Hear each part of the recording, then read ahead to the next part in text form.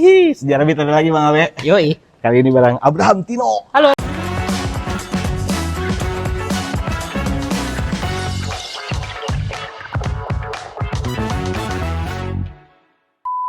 Halo. Soe. Apa kabar? Ini disclaim dulu. Kalau lo nggak suka-suka banget stand up, lo nggak akan tahu dia. Iya, benar. Kalau lo nggak suka-suka banget stand up, lo nggak akan tahu siapa Abraham Tino. Tapi kalau lo suka banget stand up, dimanapun dia manggung, lo pasti lo cari. Nggak, yang suka stand up pun belum tentu demen nama gue kali.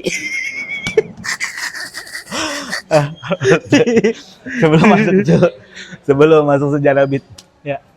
Risi nggak di labelin komik jahat? Risi nggak di labelin komik jahat? Enggak, karena pada akhirnya ya udah label tuh didapat karena apa yang sorry. Oke, label tuh didapat karena apa namanya? Disematkan orang lah. Ya, apa yang kita tawarkan ternyata mereka punya persepsi seperti itu kan. Jadinya ya udah gue nggak berhak untuk kayak jangan bilang gue komika jahat dong, gue kan plesetan enggak ding. Cuman ya udah kalau memang itu yang mereka pandang di gua ya nggak apa-apa karena itu pun result dari apa yang bisa gua tawarkan ke orang-orang gitu. Tapi Jadi sejujurnya ya, gua untuk komik kayak gua nonton lo itu aja, itu masih gini, ya segitu, masih ada itunya, masih ada gitu. Maksud gua, ya mungkin ya. Referensi yang ngebentuk itu kali ya kan, jelas mungkin referensi kan, referensi di salah satunya. Dan lu tuh, kita tuh kadang-kadang di lingkungan komik-komik, kita tuh sepakat, fuck bule banget nih orang kalau stand up. Iya ya, nggak tahu dah. Tapi lah, namanya sejarah beat kita ngomongin beat lah ya. Ya beat gue yang ini nempel cukup lama di kepala gua gitu. Jadi gue pengen menanyakan ini gitu. Gue tahu yang mana nih.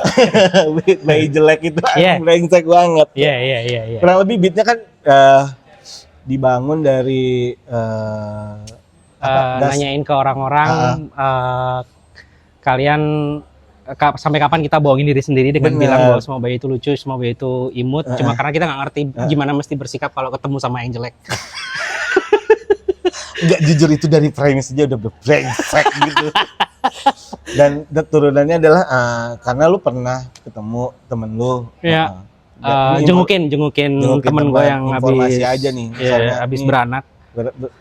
Bukan beranak kayak binatang, melahirkan. Iya. Melahirkan. Oh ya karena bukan di panggung jadi ya melahirkan. Asik.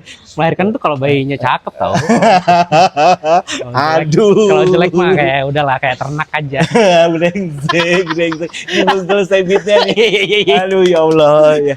Masalahnya tuh dia bule sama pernikahan cowoknya bule ya? Iya. Bapaknya tuh bule, terus habis itu si ibunya dari si anak ini tuh lokal yang temen gue yang si lokal ini. Iya, dan ternyata yang mana pada akhirnya membuktikan bahwa tidak semua turunan bule itu hasilnya bagus. Kalau kalian pada bilang kayak, oh nikah tuh sama bule, nanti perbaikan keturunan. Ada nih yang justru lebih blangsak.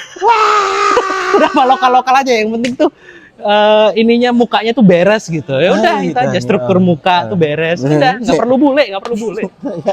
Anjing banget ya. Tapi sejujurnya itu gimana proses berpikir? Oke, sebelum supaya proses berpikir. Itu beat tahun berapa? 2018 ya. Apa? 18 tepatnya 18. Gue ingat banget. Karena itu beat didesain untuk ngalahin Adri, bukan ngalahin ya dalam tanda kutip. Jadi waktu itu di Surabaya 2018 tuh Dono bikin Comedy Sunday All Star X LPLK. Lo pikir lo keren? Iya.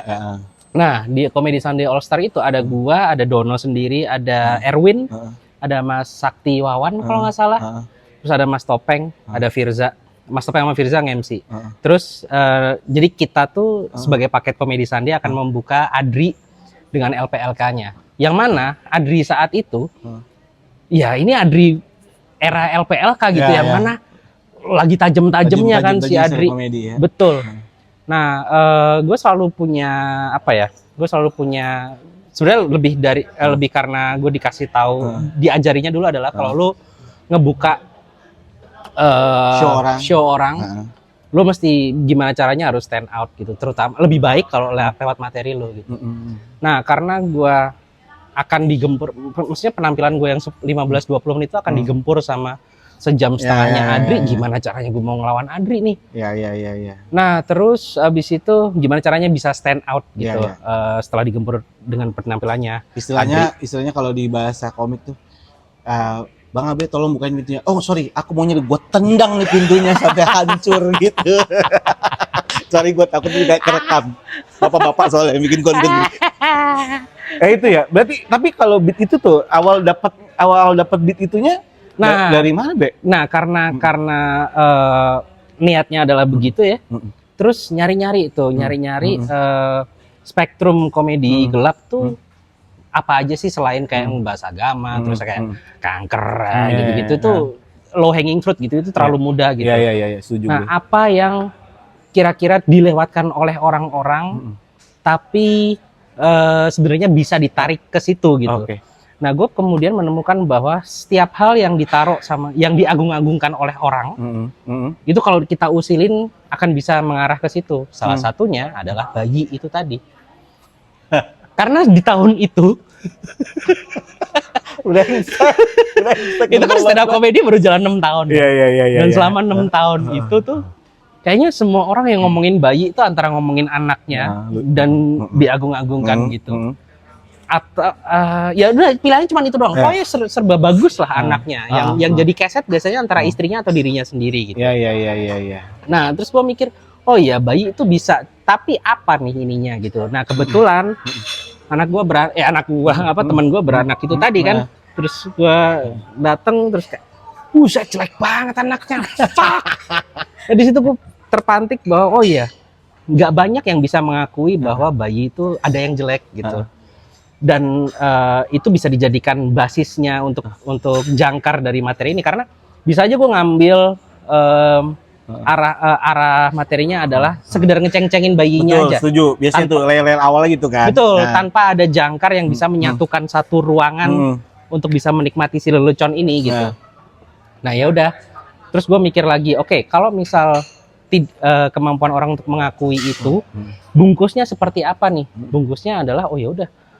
Ditanyain aja, karena itu tuh kalau ditanyain lu udah nggak bisa escape lagi bahwa lu nih pasti pernah gitu, impossible lu tuh nggak menilai seseorang, bahkan bayi pun dari tampilannya dulu nggak mungkin.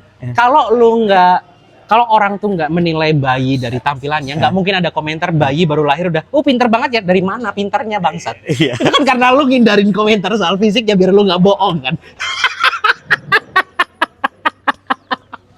Brengsek. Tapi ini gue tuh pernah diskusi sama Oza waktu bikin konten ini. Di ending video tuh Oza gitu. Kan gue tanya, Za, siapa sih yang pengen lo tahu cara berpikirnya nulis materi? Sejujurnya nih Bang, gue Abe gue. Terus di momen itu juga gue tuh sama Oza tuh di ending video tuh gue bilang gini, sebenarnya Abe tuh ketika dapat premis, berhayal apa sih orang ini gitu. Apa ya? Maksudnya kan kita komik setuju, kita tuh punya momen berhayal kita. Iya, betul. Ya, kita tuh punya momen berhayal kita nih. Ketika kita ketemu anjing premisnya menarik nih. Itu ada. Nah, di antara semua yang pernah lo bawain materi yang pernah kita dengar, kita tuh sepakat sama Oza, bajingan ini ketika dapat premis itu berhayalnya kemana sih otaknya gitu. Nah, apa yang lo lakuin ketika lo dapat premis itu, berhayalnya kemana gitu? Lebih ke ini sih, misal perkara bayi. Ya karena sudah ada di pedestal, maksudnya kita selalu mengagung-agungkan gimana caranya kita nyari celah tanpa harus mengada-ada. Celah dari si sosok bayi ini atau bayi in general untuk bisa jadi yang terburuk, versi terburuk dari mereka. Anjing, sedalam itu ternyata. Makanya kalau lo dengerin materinya kayak tadi gue bilang beranak apa segala macam itu kan sebenarnya versi terburuk dari, karena kita selalu mengagung-agungkan mereka. Jadinya seorang bayi gitu-gitu. Menyebutnya seorang tapi nggak pernah seekor. Right? Ya udah diganti aja, dan itu pun udah menjadi tabrakan yang cukup besar gitu. Itu pasti ada titik tawanya. Nah, sama dengan materi-materi lain ketika ngomongin misal kayak Tuhan siapa gitu, terus sosok-sosok yang kita sembah-sembah misal gitu-gitu, ya udah tabrakin aja dengan kondisi terburuknya manusia tuh seperti apa sih gitu, atau kondisi terburuknya versi dia gitu, kayak gimana gitu. Gitu doang sih sebenarnya. Iya. Kebetulan gua nggak punya moral, jadinya lebih bebas. Untuk ada sih moral, cuman kayaknya tapi ini nggak sih, Be? Maksudnya ya kita sama-sama komik gitu. Iya. Tapi memang kayaknya dalam proses berpikir lo tuh lo tabrakin semua tuh. Lo tabrakin semua. Tapi pernah nggak di saat lo meng-create satu materi, nggak kesini kayaknya gitu. Pernah. Sering. Kayaknya gitu, kayak anjing ini kalau ini terlalu jahat ini aku kayak gitu. Sering. Pasti kan punya batasan pribadi kita. Sejahat-jahatnya lo nih dilabel-labelin sama orang, dilulukan komik jahat. Tapi intuisi gue bilang kayaknya dia pasti punya nih di mana dia kayaknya nggak kesini nih gitu. Iya. Ada. Pertama biasanya tadinya gue berpikir bahwa gue tuh nggak punya batasan sampai akhirnya gue menikah, gue punya anak. Akhirnya gue ngerti batasan gue. Batasan gue adalah fuck ketika udah nikah punya anak, anjing emang harus ada pembuktian dulu ya kan. Padahal gue menyadari batasan gue adalah misal ketika gue terpaksa untuk membuat materi tentang istri gue berusaha sebisa mungkin untuk tidak menjadikan istri gue sebagai kesetnya. Gue yang harus jadi kesetnya, tapi dan istri gue harus kelihatan keren tanpa harus terlihat keren, ngerti nggak maksudnya? Lewat lebih dalam lagi nulisnya itu ya, lebih ngorek dalam sih. Itu lebih ke copywritingnya aja sih. Iya. Kayak seolah-olah ngecengin, tapi sebenarnya penonton nangkepnya anjing keren juga ya istrinya apa ya gitu loh. Iya, paham. Nah, terus habis itu, tapi secara general kayak yang lu tanyain tadi, apakah ada materi yang kayaknya kebablasan deh ini? Banyak. Tapi belakangan gue nemu triknya. Oh, ada. Triknya adalah nanya ke penonton. Sebenarnya gue ada punchline alternatif nih. Kalian mau denger nggak? Buat gue sih kejauhan ya. Tapi kalau kalian mau denger, let's go. Biasa. Dan itu setiap lo manggung, lalu penontonnya kebaca jadi dua. Iya. Ada yang ayo bang. Iya. Yang ini udah siap. Gitu tuh. Biasanya yang ayo bang adalah yang baru nonton pertama gitu. Let's go gitu. Karena mereka udah bayar, mereka pengen the whole experience kan. Nah, yang enggak adalah yang udah nonton sebelumnya kayak udah jangan. Tapi gue ngerasa Be, orang-orang kayak lo ini ketika ada orang yang mau jadi komik gitu, terus terinfluence sama lo, jangan. Tapi banyak emang bajingan di komunikasi banyak aja. Dia itu nggak punya proses berpikir sedalam lu menurut gua. Yang jadinya kita yang nontonnya jadi anjing lu jahat doang lu bangsat, lucunya di mana? Nah, apa sih yang lu pengen kasih ke orang-orang ini gitu? Karena mau nggak mau gitu, pasti ada yang niru lu gitu, mau nggak mau. Padahal jangan-jangannya lu bilang jangan gitu. Mungkin ini sih entah karena gua nggak tahu apakah ini berhubungan latar belakang gua atau maksudnya kan kita semua masing-masing punya ini sendiri-sendiri ya, punya keluangan sendiri-sendiri. Tapi mungkin guanya diberi rezeki untuk punya waktu lebih untuk mikirin materi gitu. Nah itu yang bajingan-bajingan itu tidak punya. Nah kan, tapi kan gua nggak bisa menyalahkan mereka sepenuhnya ya. Kadang mungkin misal mereka tuh sebenarnya warna komedi di kepala mereka tuh seperti ini, tapi mungkin karena kondisi ekonomi misal memaksa mereka untuk terus-terusan ngegawe apa segala macam, akhirnya ya sedapatnya dengan otaknya mereka yang udah capek itu dapatnya ya begitu gitu. Gua nggak bisa menyalahkan mereka gitu. Nah yang sering gua iniin adalah gua manusia ya, jadinya gua kayak kalau kondisi kita sama nih, kita nggak kaya, kita nggak miskin, tapi setidaknya gue tahu lu tuh punya keluangan waktu untuk mikir. Tapi hasilnya masih begitu, mending lu nggak usah stand up deh, jangan. Katakanlah stand up, ya udah lu yang yang beres-beres aja. Beres-beres aja, bener. Karena menurut gue ya, karena sudut pandang orang tentang orang-orang yang seperti lu berkutat di gitu tuh, di pribadi komik nih. Kalau gua ngerasanya, kalau nggak bisa, mending nggak usah. Kalau di pribadi gua, gua tuh tidak pernah memaksakan otak gua nyampe di situ.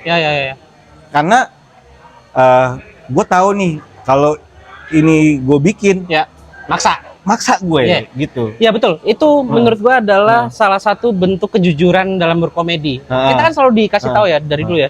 Komedi itu tentang kejujuran apa segala macam. Ternyata tuh bukan semata-mata tentang materinya doang yuk. Betul. Tapi juga tentang seberapa jujur kita terhadap diri kita atas warna komedi kita. Nah, itu tuh yang harus digarisbawahin tuh benar. Iya kan? Benar. Nggak usah komedi gelap deh, absurd. Betul. Terus spektrum komedi deh. Iya. Kayak kita ngelihat zaman Bintang BT Betul. naik. Iya.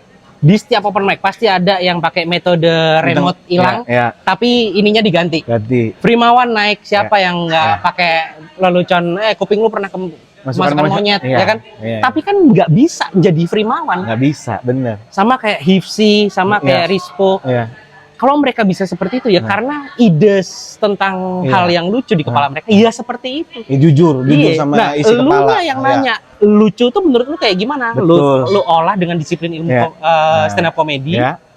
Lu tawarkan ke penonton kan gitu ya. Sepakat ini. Itu yang kadang-kadang teman-teman lupa tuh yang mau belajar stand up tuh lupa di situ. Kadang gue tuh selalu kalau diminta kayak Adi ini ngajar nih apa gitu. Iya. Gue selalu bilang kayak delivery terbaik ya delivery lo ngobrol. Iya, ini betul. Jadi isi kepala lo tuh ya udah lu mau ngomong apa sih gitu. Jangan dijadiin ini ketika lo ngobrol sama gua gini kenapa dia sepanggung lu jadi kenapa lo kenapa gitu kenapa tadi ngobrol nih lucu banget gitu. Ngobrol banget dah. Ini kan tinggal obrol ini pindah ke panggung dan pindah ke panggung aja sama dengan kayak gini gitu. Paling di tweak tuh dikit-dikit karena kebutuhan panggung aja gitu. Iya. Iya. Gua rasa sih itu sih yang mungkin tidak disadari oleh teman-teman, terutama teman-teman yang baru ya. Iya. Gitu sih. Sama ini ini kan karena sejarah beat. Gue tuh selalu suka nanya ini dari perjalanan lu nulis, lu stand up pasti 2011 awal-awal kan lu Pak? Iya. 2011 sampai hari ini nih. Iya.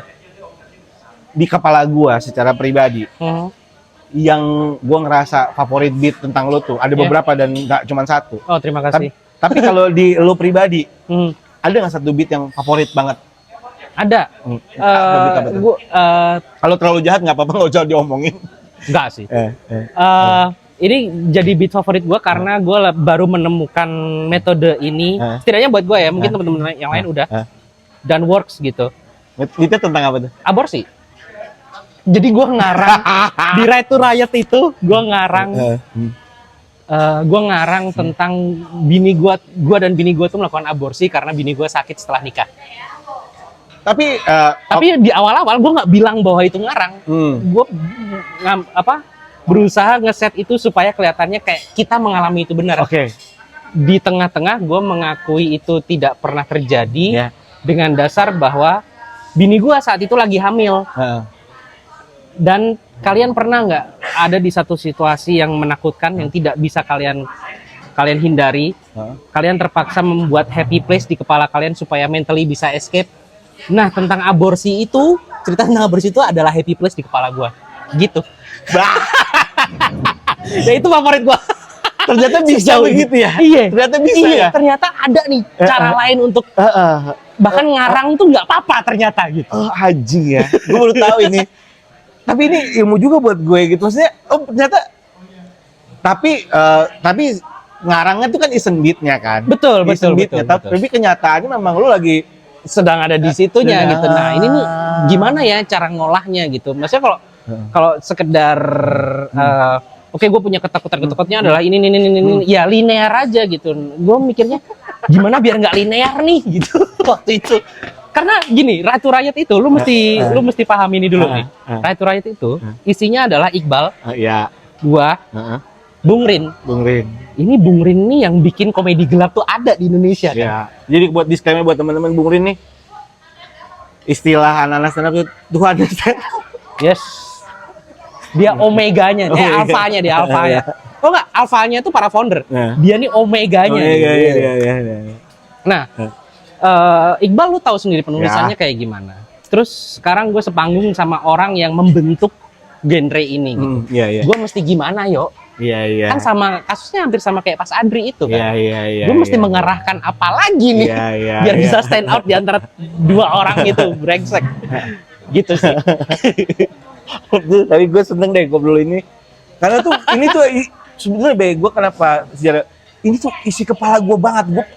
gue pengen nanya nih orangnya apa sih isi kepalanya gitu. Gue kalau belum mau kan gue bilang anjing komik jahat emang. Gue tuh sebel banget karena ada part-part yang gue nggak bisa ketawa yang anjing gitu. Gue komik aja kalau ada part yang gue nggak bisa ketawa gitu. Sebel nah banget. itu gue tuh gue nggak bisa memohon ya, tapi gue tuh kadang ada di kepala gue tuh kayak gini. Misal ada teman-teman entah komik entah penonton yang nggak bisa ketawa, gue tuh sebenarnya pengen banget bisa ngomong ke teman-teman ini bahwa lu ketawa aja nggak apa-apa, karena komedi gue tuh bukan soal setuju dan nggak setuju, itu tentang lu nikmatin aja gitu. Karena kalau lu mau menyisihkan moral lu sebentar nih, lu tuh ketawa bukan berarti lu setuju sama gue loh. Lu tuh ketawa karena lu menghargai olahan komedinya aja. Ngerti kan maksud gue? Tapi ya itu kan gue nggak bisa memohon untuk ketawa aja nggak apa-apa kali ini. Ya nggak apa-apa karena prinsip orang beda-beda kan ya. Tapi yang jelas gue cuma pengen kalian tahu bahwa apapun yang gue keluarkan di panggung tuh murni karena gue ngelihat kelucuannya aja gitu. Tidak ada, gue bukan tipikal yang pengen menyuarakan A, B, C, gue setuju, D, sangat setuju itu, sangat setuju itu. Enggak deh. Kalaupun ada yang terdengar seperti gue sedang menyuarakan sesuatu, itu karena kalimat itu dibutuhkan untuk mendukung punchline aja. Gue nggak benar-benar percaya sama bisa aja tuh. Kayak misdirectionnya tuh dari yang kayak bener banget nih omongannya Bang Abe gitu, tiba-tiba begitu. Gue punya bos namanya Ibu Queen. Ibu Queen, bos ini ya, bos gue ada program sama Rais dulu. Oh iya. Terus stand up hari pertama. Dia bilang yang kemarin. Dia bilang datang aja Mbak stand up gini. Datang dia duduk di bener-bener paling depan panggung, dia paling depan panggung. Setelah nonton stand up fest, hanya 2 komik yang dia omongin sampai selesai stand up fest. Lu sama Ardit. Ardit dia bilang, Ardit ya Allah, ini orang kok bisa sih ngomong pendek lucu gitu. Ardit gitu. Dan Abe itu dia bikin gini, dia pulang terus sepanjang jalan gini. Bajingan itu aku suka banget. Ibu Queen, terima kasih. Dia bilang, aku suka banget. Itu kok dia bisa ya, pikiran kita sama. Dan nanti kok emang lo jahat juga otak lo. Oh gitu. Ibu Queen, terima kasih banyak. Semoga kita bisa ketemu kapan-kapan. Dia bilang, aku suka banget sama dia, ini orang jahat banget ya. Tapi secara nggak langsung itu tersisa juga di kepala-kepala kayak kita-kita. Cuman memang suaranya dari lo aja. Dan gue ngelihat lo di stand up fest itu, menurut gue itu best performance sepanjang gue nonton lu di stand up fest kemarin. Oh, thank you. Terima kasih. Karena ada momen ini, Be. Ada momen di mana dikasih jeda penonton. Oh, yang itu. Lu diem, lu kasih jeda penonton. Di mana lu mau taruh itu? Ini. Lu makan nih anjing, lu makan nih punchline ini gitu. Iya. Dan gue tuh anjing ya. Yang bikin gue sebel adalah ketawa lu ketika ngelihat mereka ketawa. Oh iya. Sumpah anjing. Bener bangsat Lucifer ini orangnya. Tapi emang menyenangkan yo. Iya. Karena itu kan gue nggak tahu ya. Bener. Semakin lama tuh gue nge-treat penampilan gue tuh kayak nge-troll orang normal aja. Anjing. Makanya begitu mereka ada setback karena materi gue, terus gue tahu lu tuh pengen ketawa kan. Iya. Gini dah. Lu harus ngelihat tampang mereka yo. Iya. Dan ini tuh bukan cuma 1-2 orang, sebaris, 2 baris, 5.000. Makanya itu, gimana lo nggak geli gitu kalau niatnya adalah nge-troll gitu. Anjing itu gue liat, wih. Thank you. Itu ya best. Tapi si materi-materi itu terekam dengan baik nggak sih kalau teman-teman yang lain pengen misalkan digital download gitu-gitu, ada nggak sih? Oh, rekamannya ada, tapi kayaknya tidak diperdagangkan. Maksudnya Pak Panji aja kemarin kan materi 11 tahun yang lalu gitu. Bullshit, apalagi jadi ini. Kalau kalian suka Abraham Timo harus nih. Slow Burn masih jalan nggak? Masih. Kemarin udah selesai di Bandung. Oh, selesai Bandung ya? Akan jalan lagi kapan Slow Burn? Tahun depan, kita per tahun. Semoga sih jadi agenda rutin ya? Iya, semoga kita tetap bisa produksi materi dan setidaknya kita berusaha untuk dari tahun ke tahun tuh tidak membosankan lah agendanya gitu. Semoga teman-teman mau memberi kami waktu sedikit untuk mikirin konsep, mikirin semuanya deh. Gitu. Dan layak ditunggu menurut gue. Oh, thank you. Amin. Ya. Jadi ini terakhir aja. Udah, gua udah. Maksudnya yang apa yang ada di. Kalau ngobrol begini doang capek sih sama gue. Parah banget lu. Coba. Karena ini kesimpan lama, jadi gitu. diomongin banget. Oke. Terakhir, dalam perjalanan 2011 sampai hari ini, gitu, Ya. ada nggak materi yang kalau lo bawain sekarang, anjing apa sih gue punya materi kayak gini gitu? Oh iya. Ada lah. Ada. Namanya kan pasti kan ini ada long story. cringe gitu Iya, kayak, iya. ih apa dah. Apa? Materi apa, Be? Dulu tuh ada Materinya gimana? materi gue tuh tentang cewek cowok gitu. Terus Hmm. intinya bilang bahwa laki itu nggak ngerti fashion. Gue agak lupa sih, Nggak tapi apa-apa. intinya laki itu nggak ngerti fashion. Tapi kalau ngupas kalian gampang buat kita. Cewek itu ibarat taman bermain aja. Kalau kalian pakai rok ya kita ayun, kalian pakai kemben kita prosotin. Abis itu kita main jungkat-jungkit, udah anjing jijik banget. Ternyata lo punya kayak gitu. Jijik banget. Iya main 2000 berapa tuh. Aduh norak banget. Lu tau gak perasaan kalau lu ngelakuin sesuatu terus habis itu sampai kapanpun lu mandi atau apa gitu. Ih, ngapain sih gue gitu. Nah itu tuh materi itu tuh kayak wah. Akhirnya gue tahu juga, happy gue. Ada lah. Kita semua punya. Iya. Sekali lagi thank you, Be. Gue suka banget Gue ini. yang makasih dong. Gue ini pengarsipan banget lah konten-konten kayak gini tuh. Gue thank karena you. gue ngerasa perlu diarsipin karena gue ngerasa gue nggak punya knowledge-nya kayak Remin, kayak teman-teman gitu yang kalau mengajar stand up tahu teknik. merendah lu. Benar.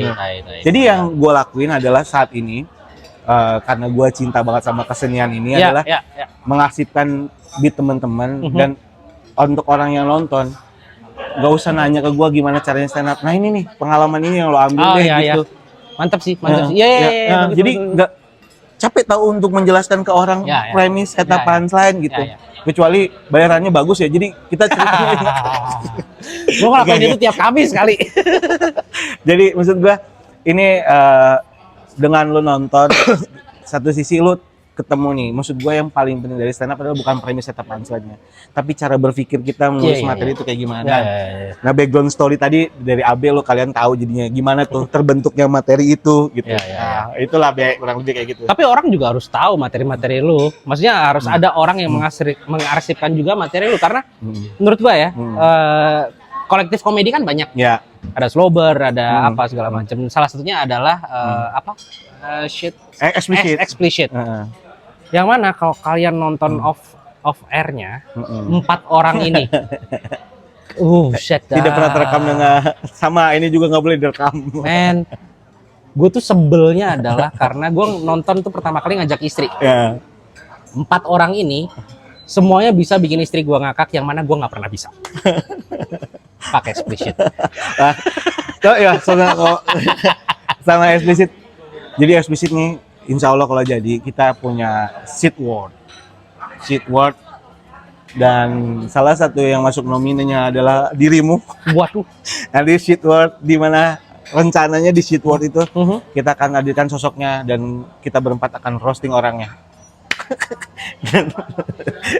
Terus ngebales. Kayak boleh ngebales. Ya. Tapi ini penghargaan buat orang-orang yang ngerasa sama teman-teman explicit, kita kayaknya wajib deh kita kasih penghargaan orang-orang gitu. Nice. Dan acaranya tertutup dengan penonton yang kurang lebih dari 100. Pokoknya kita nggak mau penonton banyak yang menyenangkan untuk ditonton.